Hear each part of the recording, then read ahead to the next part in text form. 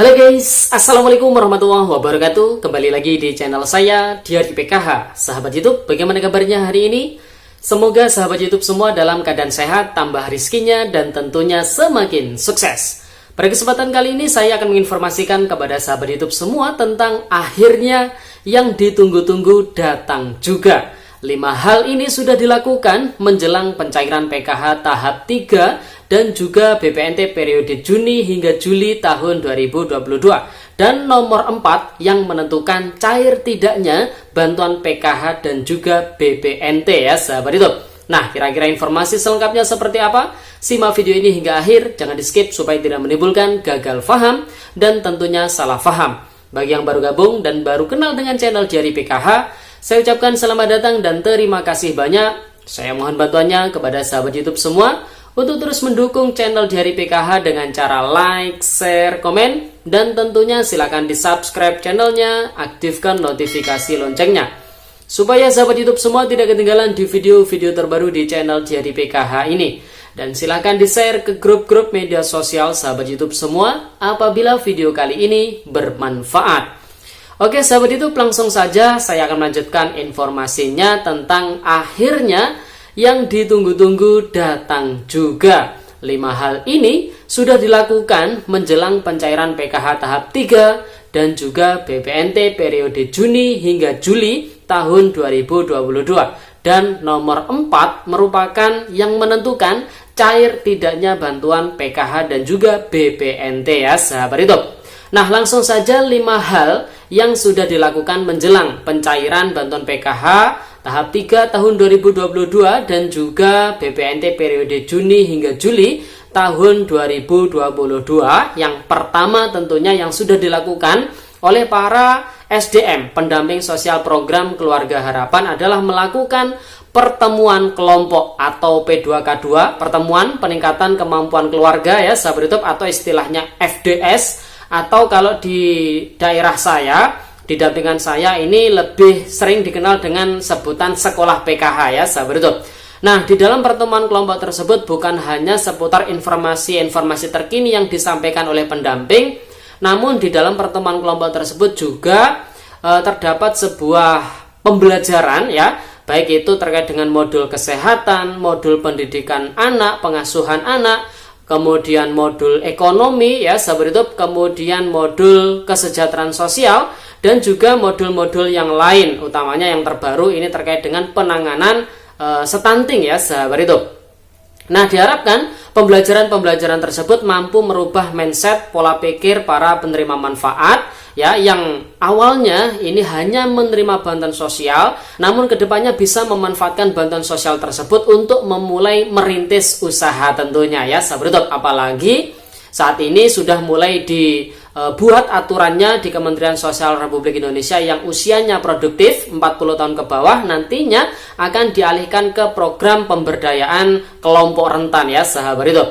Nah, itu merupakan hal yang pertama yang sudah dilakukan oleh para pendamping PKH tentunya, yaitu pertemuan kelompok, dan ini sifatnya adalah wajib, merupakan salah satu kewajiban dari para penerima manfaat bantuan PKH untuk mengikutinya setiap 1 bulan sekali sebagai wujud komitmen mereka karena telah mendapatkan ataupun menerima bantuan sosial PKH ya sahabat YouTube. Nah, pertanyaannya bagi yang sudah beberapa kali tidak cair, apakah masih ikut pertemuan kelompok tersebut sebagai syarat wajib ataupun sebagai wujud komitmen sebagai penerima manfaat bantuan PKH?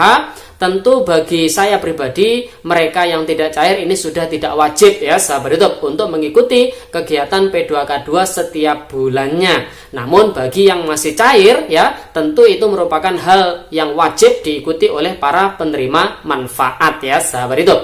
Nah, apakah sahabat YouTube semua masih mengikuti pertemuan kelompok di wilayahnya masing-masing? Kalau misalkan sudah ya alhamdulillah, kalau misalkan belum, apabila dari pendamping sosial PKH ini mengadakan pertemuan kelompok, maka sahabat YouTube semua wajib mengikutinya ya.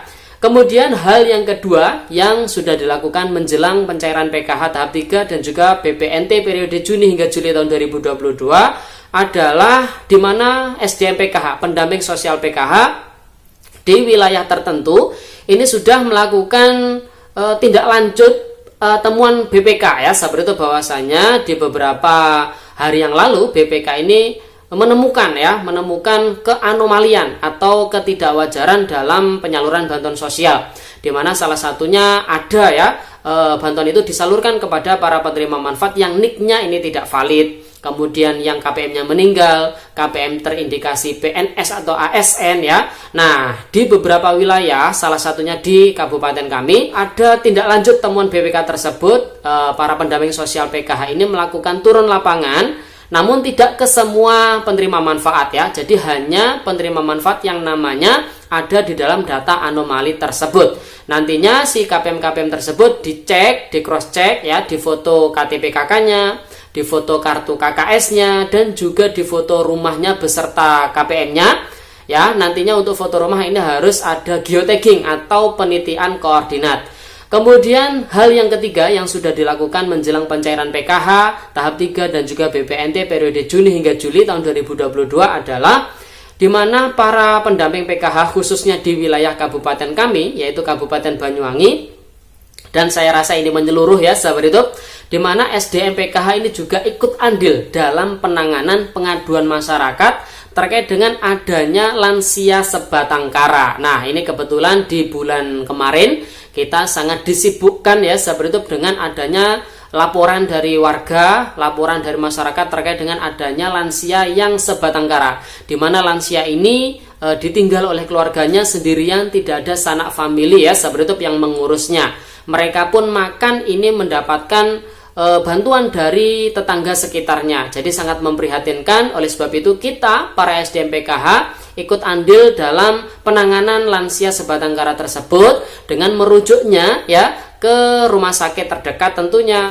Kemudian hal yang keempat ya sahabat YouTube, ini yang menentukan cair tidaknya bantuan PKH dan BPNT ya sahabat YouTube, yaitu pendamping PKH sudah melakukan verifikasi kelayakan BNPA.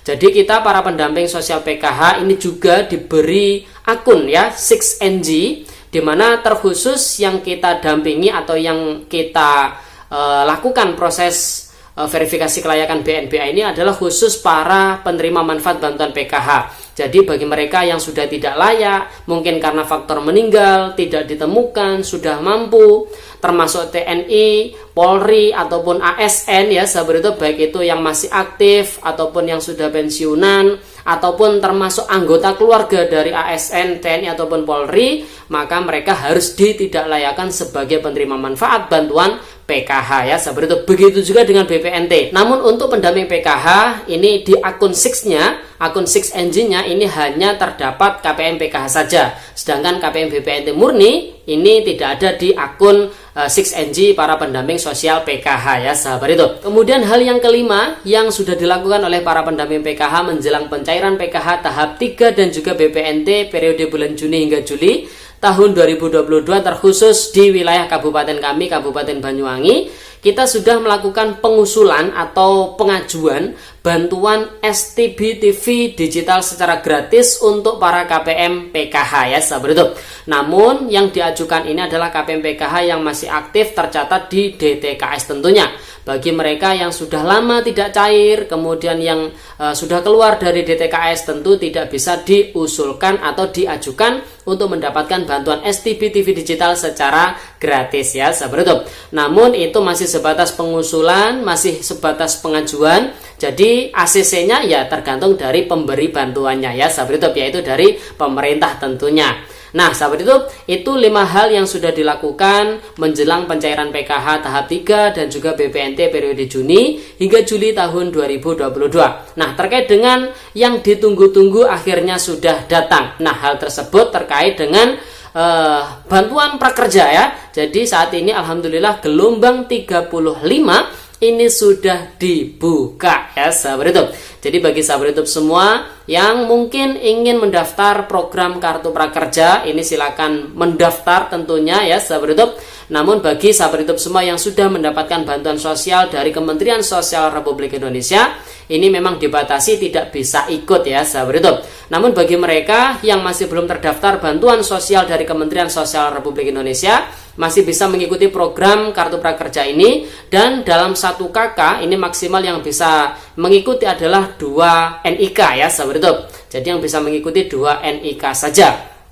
Nah tentunya ini merupakan kabar gembira bagi sahabat prakerja yang dari kemarin menunggu-nunggu apakah gelombang 35 ini dibuka atau tidak. Karena rumornya untuk bantuan prakerja ini semester 1 sudah selesai, jadi nanti ada jeda hingga nanti semester kedua. Namun ini akhirnya dilanjutkan dari gelombang 34 langsung ke gelombang 35 tanpa jeda ya sahabat YouTube. Ini merupakan kabar gembira dan tentunya bagi sahabat YouTube semua, sahabat prakerja yang belum mendaftar program Kartu Prakerja ataupun yang masih belum lolos dari gelombang pertama hingga gelombang 34 patut mencoba untuk mendaftar di gelombang 35 ya sahabat YouTube.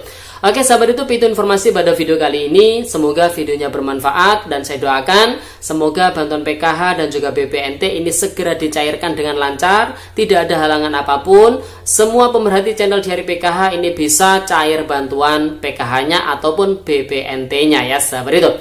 Oke sahabat YouTube, sekian informasinya. Sampai jumpa di video terbaru di channel Diari PKH yang akan datang. Sekian, terima kasih. Salam PKH. Wassalamualaikum warahmatullahi wabarakatuh.